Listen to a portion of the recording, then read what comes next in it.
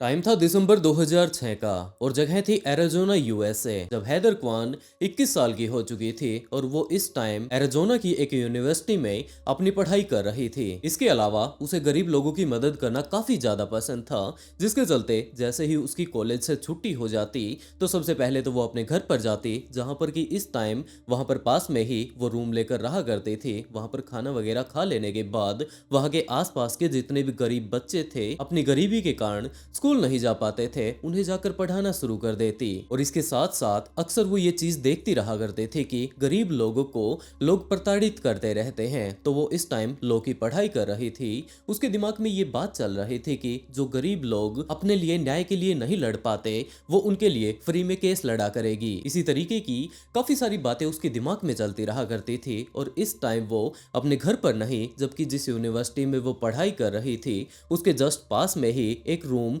Rent पर लेकर रह रही थी। वो रूम काफी ज्यादा महंगा था और अकेले रहने में इसे उसके लिए काफी ज्यादा पे करना पड़ा करता था, जिसके चलते वो अपने बॉयफ्रेंड रायन वालर को इस बारे में बताती है। और उसके बॉयफ्रेंड ने भी यही बात कही कि जिस जगह पर वो रहता है वहां पर भी उसे काफी ज्यादा पैसे देने पड़ते हैं, तो अगर ये लोग साथ में रहना शुरू कर दे तो एक दूसरे के साथ ज्यादा से ज्यादा ये लोग टाइम बिता पाएंगे। और दूसरी तरफ जितना पैसा अब इन्हें पे करना पड़ता है उसकी भी झंझट खत्म हो जाएगी। और यही बातें सोचकर अपनी यूनिवर्सिटी के पास में ही उन्होंने एक रूम रेंट पर ले लिया। आधा तो रेंट हैदर भर दिया करती थी और आधा रायन भर दिया करता था। और इसी तरीके से काफी अच्छे से इनकी जिंदगी चल भी रही थी, जब तक कि दिसंबर 2006 का टाइम नहीं आ गया। क्योंकि रायन ने अपने माता पिता को ये सारी ही बातें बिल्कुल साफ साफ बोल दी थी कि वो एक लड़की है, उससे काफी ज्यादा प्यार करता है। दूसरी तरफ रायन के घर वाले भी इस चीज के लिए मान जाते हैं कि चलो ठीक है बेटा, जैसा तुम आगे की सोच रहे हो कि आगे चलकर तुम उसी के साथ शादी भी करना चाहते हो,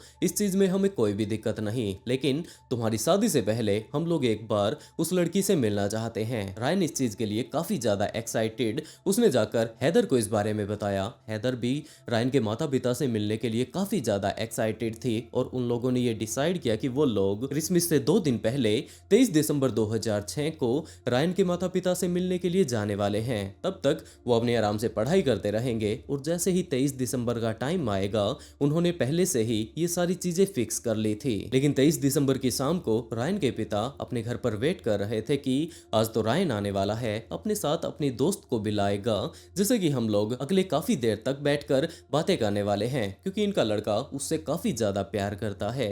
ये सारी बातें सोचकर लगातार वो लोग उसकी वेट करते ही जा रहे थे, क्योंकि रायन का ये कहना था कि वो लगभग शाम को 5 या 6 बजे तक पहुंच जाएगा। लेकिन अब लगभग 7 बजे का टाइम हो चुका था। उसके पिता इस चीज को लेकर काफी ज्यादा परेशान कि रायन ने ऐसा कहा हो कि वो आने वाला है और उसके बाद वो आए ही ना। हाँ, कभी कभार उसे काम हो जाता है, लेकिन उससे पहले ही वो अपने पिता के पास कॉल कर दिया करता था। तो उसे पक्का विश्वास है कि उनका बेटा यहाँ पर तो आने ही वाला था। लेकिन वो परेशान इस चीज को लेकर थे कि अगर वो अभी तक पहुंचा नहीं है, काफी ज्यादा टाइम अब बीत चुका है, तो कहीं रास्ते में उनका एक्सीडेंट वगैरह तो नहीं हो गया। और यही सारी बातें सोचते सोचते वो लगातार बार बार इस टाइम रायन के पास कॉल कर रहे थे, लेकिन रायन तो फोन उठा ही नहीं रहा था, जिसके चलते उसके पिता अब काफी ज्यादा परेशान हो गए और वो उसकी माँ को लेकर उसी जगह पर जा पहुंचे जहां पर कि इस टाइम रायन अपनी गर्लफ्रेंड हैदर के साथ रहा करता था। और वहां पर पहुंचने पर उन्हें ये बात पता चली कि रायन की गाड़ी यहाँ पर बाहर ही खड़ी हुई है। उन्होंने जाकर दरवाजे पर नॉक किया, लेकिन किसी ने भी आकर दरवाजा नहीं खोला। तो अगले काफी देर तक वो वहीं पर खड़े रहे, लेकिन उसके बाद भी अंदर से कोई जब रिस्पॉन्स नहीं आया तो रायन के पिता इस टाइम इतने ज्यादा घबरा चुके थे कि फाइनली उन्होंने पुलिस के पास कॉल कर दिया। पुलिस भी उसी जगह पर जा पहुंचती है जहां पर कि इस टाइम रायन के पिता खड़े होकर उसकी वेट कर रहे थे। उन्होंने पुलिस को सारी की सारी बातें बताई कि आज उनका बेटा उनसे मिलने के लिए आने वाला था। वो लगातार उनके पास कॉल करते जा रहे हैं, लेकिन दूसरी तरफ रायन की तरफ से कोई भी रिप्लाई नहीं आया। अब वो यहाँ पर उन्हें संभालने के लिए आए तो उसकी गाड़ी तो यहीं पर खड़ी है, लेकिन रायन अंदर नहीं है। तो इस चीज को कंफर्म कर लेने के लिए पुलिस ऑफिसर्स इस घर में लगी हुई जितनी भी कांच वाली विंडो थी उनके पास जाकर थोड़ा अंदर की तरफ देखने लगते हैं। साथ ही साथ वो लोग उन्हें खटखटा रहे थे और इसी टाइम जब पुलिस ऑफिसर्स वहां पर उन खिड़कियों पर थोड़ा अच्छे से देखने की कोशिश करते हैं, तभी उन्हें ये बात पता चलती है कि इस घर के अंदर कोई ना कोई घूम रहा है। उन्होंने उसे आवाज लगाने की कोशिश की, लेकिन सामने वाला बंदा ना तो पुलिस की आवाज को सुनकर घबरा रहा था, ना ही उन कई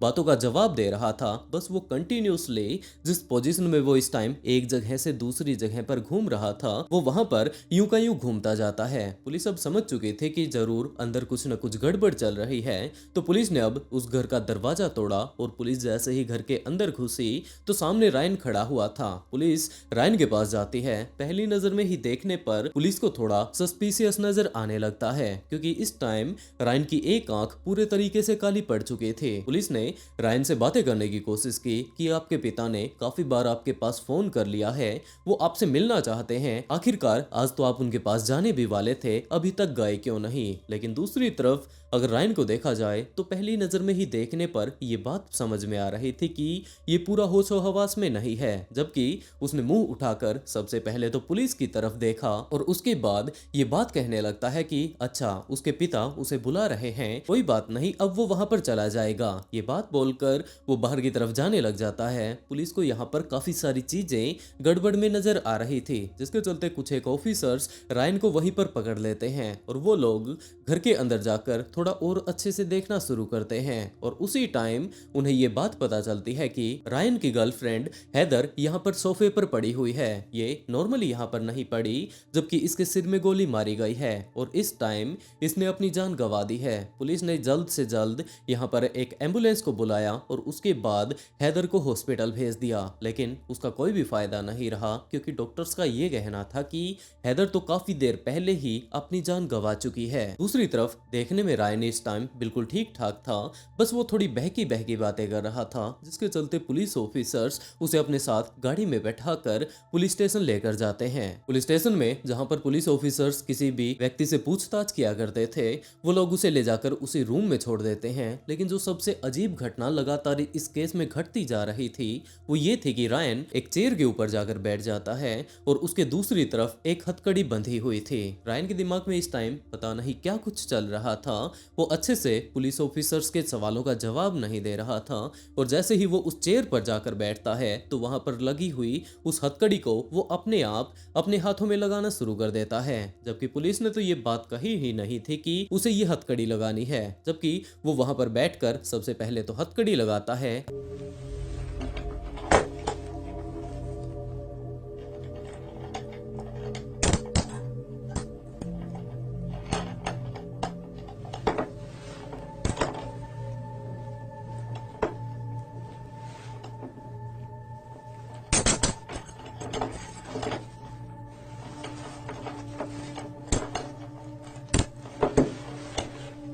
अजीबो गरीब काफी सारी और भी एक्टिविटी वो करने लग जाता है, जैसे कि चेयर पर बैठते ही उसने अपने दोनों ही पैरों को टेबल के ऊपर रख लिया। तब तक वहां पर एक डिटेक्टिव आ चुके थे। उन्होंने रायन से पूछताछ करनी शुरू कर दी कि आखिरी टाइम में वहां पर क्या कुछ हुआ था। रायन तो उसकी बातों को मानो पूरी तरीके से इग्नोर कर रहा था, वो उसकी बातों का जवाब ही नहीं दे रहा था, लेकिन पुलिस ऑफिसर लगातार आगे से आगे उससे सवाल पूछता ही जा रहा था। उसने हैदर के बारे में उससे पूछा, लेकिन रायन इस बात से मना कर देता है कि वो किसी भी हैदर नाम की लड़की को नहीं जानता। पुलिस ऑफिसर अब अच्छे से समझ सकता था कि जरूर आखिरी टाइम में, जैसा कि इसके पिता ने बताया कि वो उनके घर पर उनसे मिलने के लिए जाने वाले थे, तो हो सकता है इन दोनों ही कपल्स के बीच आपस में लड़ाई हो गई होगी और हैदर ने रायन के मुंह पर एक मुक्का मार दिया होगा, जिसके कारण अब इसकी आंख पूरे तरीके से काली पड़ चुकी है और गुस्से गुस्से में रायन ने हैदर के ऊपर गोली चला दी। What happened to your face? I don't know. You told the officer just a few minutes ago that someone hit you. Do you remember who hit you? I don't know. I think it was Heather.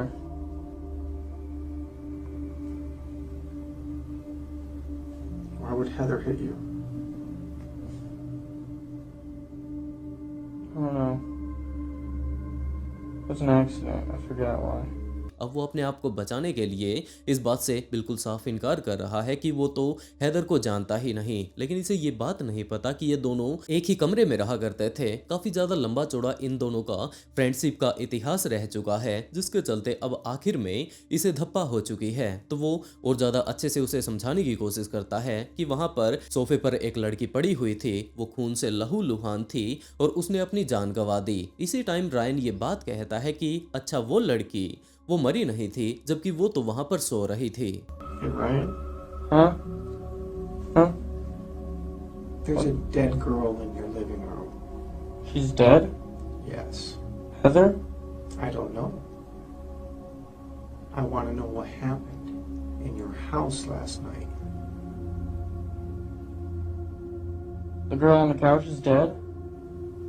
I don't know if she's on the couch. She's dead. Officer के दिमाग में अब पक्का बैठ चुका था कि ये बंदा सिर्फ और सिर्फ केस को घुमाने की कोशिश कर रहा है, जिसके चलते और ज्यादा अच्छे से वो उसे बताने लगता है कि हैदर नाम की एक लड़की है जो कि तुम्हारे साथ रहा करती थी और इस टाइम उसने अपनी जान गंवा दी। लेकिन दूसरी तरफ रायन तो अपने अलग ही सुरूर में इस टाइम चल रहा था। उसका ये कहना था कि हाँ, हैदर वह एक हैदर नाम की लड़की को जानता है जो कि लगभग 15-16 साल की है। ऑफिसर ने उसे वहीं पर रोका और ये बात कही कि भाई, जिस हैदर के बारे में हम लोग बात कर रहे हैं वो 15-16 साल की नहीं जबकि 20-21 साल की है। वो तुम्हारी गर्लफ्रेंड है और आखिरी टाइम में तुम दोनों के बीच ऐसा क्या हुआ जिसके चलते तुमने उसकी काफी ज्यादा बेरहमी के साथ जान ले ली, इस बारे में तुम आराम से हमें बता दो। और इसी टाइम रायन ने पुलिस ऑफिसर को ये बात बताई कि हाँ, अब उसे थोड़ा थोड़ा कुछ याद आ रहा है और उसने ये बात कही कि हाँ, उसकी एक गर्लफ्रेंड है जो कि उसी के साथ रहती है। आखिरी टाइम में क्या अब उसने अपनी जान गंवा दी है?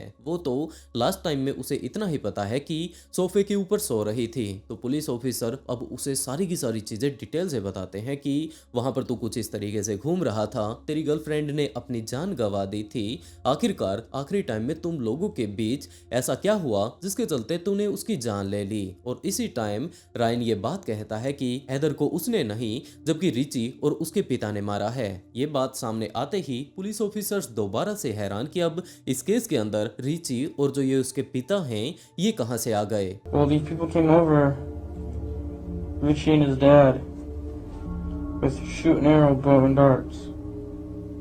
You know what I'm talking about? Yeah. They hit me and her with those. That's it. They hit you and they hit you?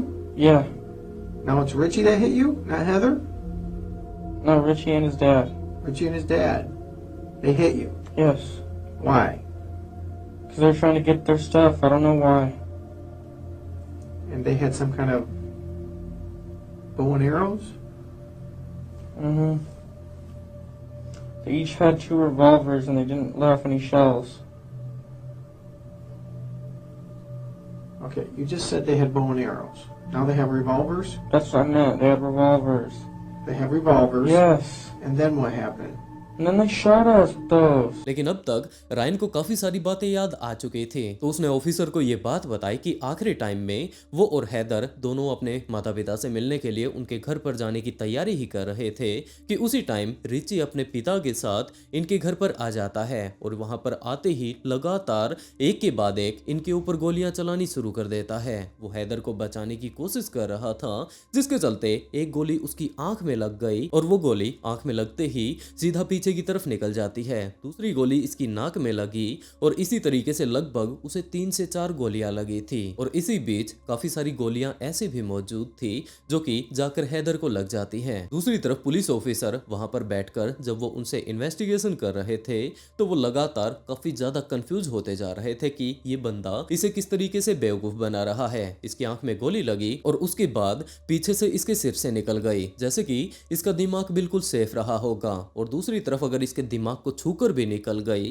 तो ये बंदा इस तरीके से यहाँ पर हम लोगों के साथ बैठकर बातें नहीं करने वाला था, जबकि अपनी गर्लफ्रेंड की तरह वो भी वहां पर अपनी जान गंवा देता। Okay, they shot you with a revolver in your eye. Yes. And that's Is it it? a BB gun? No, it was a real gun, man. It was just a If they revolver. shot you in the eye with a revolver, you wouldn't be talking to me right now. How do you know? It was most likely you'd be dead. That's what I thought too, man. I really don't know. So you got shot first, Uh-huh. and what happened? Did you fall to the ground? Yeah, I was trying to get up and I couldn't. I don't Okay. know. And then she got shot? Mm-hmm. What did you do? Nothing. Did you call 911? Uh-uh. Did you see if she was alive? She was sleeping still, and that's it. I just let her sleep. She got shot in the side of the face and you let her sleep? Yes. This does not make sense, Ryan. इसी तरीके से काफी सारी बातें जब लगातार Ryan के द्वारा उस ऑफिसर को बताई जा रही थी, तो इसी टाइम ऑफिसर के दिमाग में ये बात आती है कि इसकी आंख तो काली हो ही चुकी है, क्यों न वो उसे एक बार अच्छे से चेक कर ले। और जैसे ही उसने उसके सिर को देखा, आंखों को देखा, जैसा कि रायन ने बताया कि उसकी नाक पर भी गोली लग गई थी, उसकी नाक को चेक किया तो ऑफिसर के पांव तले से जमीन खिसक जाती है। Put your legs down. Put your legs down. Bring your face closer. Oh, my head hurts. Okay.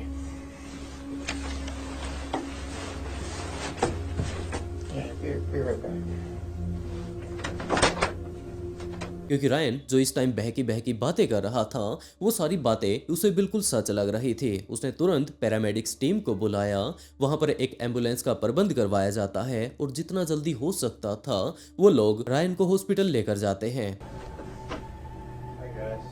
Hey guys. Captain, you're not going to believe this one. I can't believe it either. You're right. I've already heard the story. I can't believe it. This is just my observations that this might be an entrance, this might be an exit, this might be into his eye.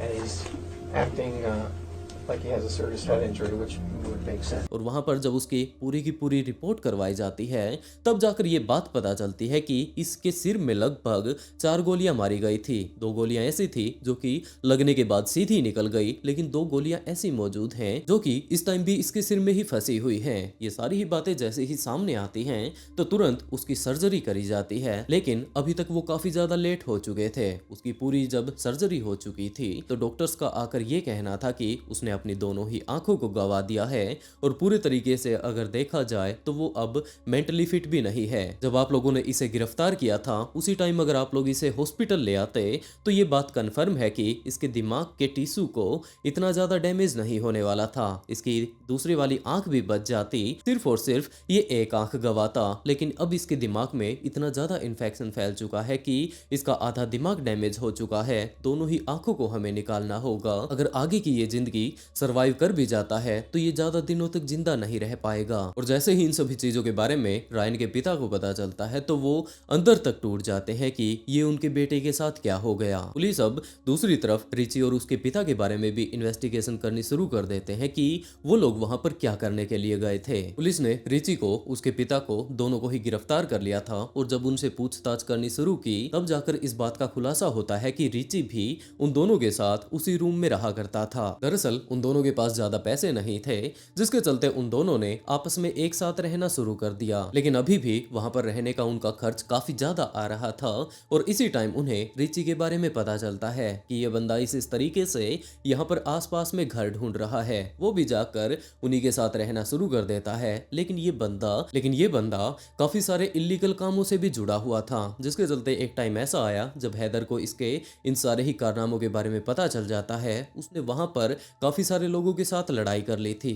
और हैदर ने ये बात कही थी कि वो आगे से इसके साथ नहीं रहने वाली, वो इस जगह को इसी टाइम छोड़ दे। लेकिन रिची इस बात से साफ इनकार कर देता है। इन दोनों के बीच लगातार लड़ाई शुरू हो जाती है और उसी टाइम बीच में आकर रायन ने इन दोनों की ही लड़ाई को छुड़वाया था। लेकिन जैसे ही रिची शाम को वापस अपने रूम पर पहुंचता है तब जाकर उसे पता चलता है कि इस टाइम हैदर ने उसका सारा ही सामान उठाकर घर से बाहर फेंक दिया है और उसका ये कहना है कि उसे यहाँ पर रहने की कोई भी जरूरत नहीं। अब वो इलीगल कामों से तो जुड़ा ही हुआ था, जिसके चलते उसे काफी ज्यादा गुस्सा आ गया और वो सीधा का सीधा अपने पिता के पास जा पहुंचता है। उन्हें जाकर उसने सारी की सारी बातें बताई। जैसे ही उसके पिता को पता चला कि उसके बेटे की तो किसी ने बेइज्जती कर दी है, तो वो दोनों ही बाप बेटे शाम को जब ये दोनों के दोनों कपल अपने माता पिता के यहाँ पर मिलने के लिए जा रहे थे, उस टाइम आकर इनके ऊपर हमला कर देते हैं। वो लगातार इनके ऊपर गोलियां चलाते जा रहे थे और इसी टाइम रायन हैदर को बचाने के लिए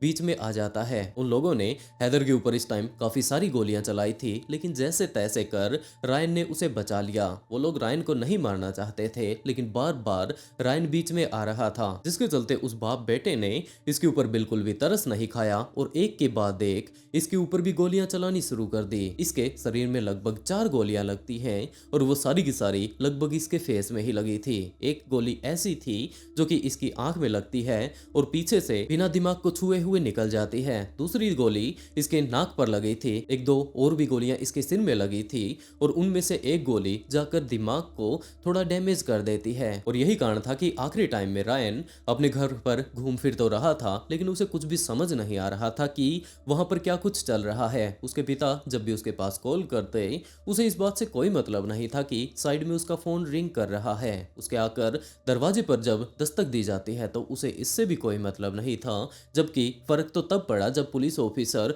उसके दरवाजे को तोड़कर घर के अंदर जा घुसते हैं और पुलिस ऑफिसर ने ये बात कही कि तुम्हारे पिता तुम्हें याद कर रहे हैं, आखिरकार तुम दरवाजा क्यों नहीं खोल रहे थे। तो रायन के दिमाग में बस इतनी बात आई कि उसे उसके पिता बुला रहे हैं, जिसके चलते वो दूसरी तरफ जाना शुरू कर देता है, क्योंकि इस टाइम अच्छे से उसका दिमाग काम नहीं कर रहा था और हो सकता है अगर उसी टाइम उसे हॉस्पिटल पहुंचा दिया जाता तो उसका अच्छे से इलाज हो जाता और उसे अपनी आंखें और अपना दिमाग ना गंवाना पड़ता। दरअसल रिची और उसके पिता ने जब यहाँ पर आकर इस घर के ऊपर हमला किया था तो ये बात कही जा सकती है कि उन्होंने हैदर को पूरे तरीके से मार डाला, लेकिन उन्होंने रायन को भी आधा मार डाला था और जो बाकी थोड़ी बहुत कमी रह गई थी उसे पुलिस ऑफिसर्स ने पूरा कर दिया, क्योंकि इसको इस टाइम पुलिस स्टेशन की नहीं जबकि हॉस्पिटल की जरूरत थी और टाइम रहते अगर उसे हॉस्पिटल भेज दिया जाता तो हो सकता है वहां पर उसका इलाज चलता और कम से कम वो बाकी की अपनी बची हुई जिंदगी को आराम से बिता पाता। अब उसकी दोनों की दोनों आंखें जा चुकी थी, वो मेंटली तौर पर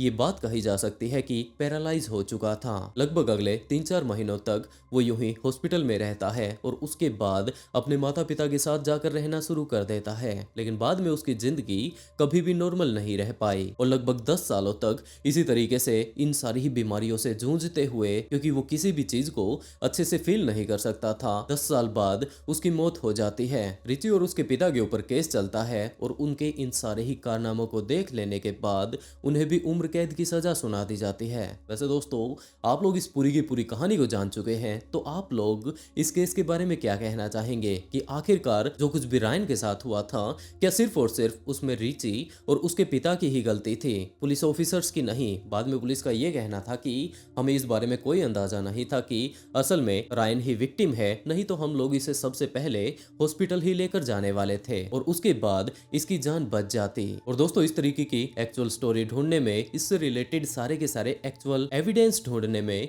काफी ज्यादा टाइम लगता है, लेकिन आप लोग चिंता बिल्कुल भी मत कीजिए क्योंकि वो सारा का सारा काम मैंने कर दिया है। आप लोग बस इस वीडियो को लाइक कर दीजिए और उसके साथ साथ कमेंट बॉक्स में जाकर इस बारे में जरूर बताएं कि आज की स्टोरी आप लोगों को कैसी लगी और इस स्टोरी के बारे में आप लोगों के क्या थॉट्स हैं। साथ के साथ ब्लडी फाइल्स को सब्सक्राइब कर लें क्योंकि इसी तरीके के काफी सारे ट्विस्टेड केस मैं यहाँ पर लेकर आता रहता हूँ। और इसी के साथ दोस्तों आज का shout out means of vlog को and write a beautiful comment to wait a shout out in next video. बहुत जल्द मिलते हैं एक और नए ट्विस्टेड केस के साथ।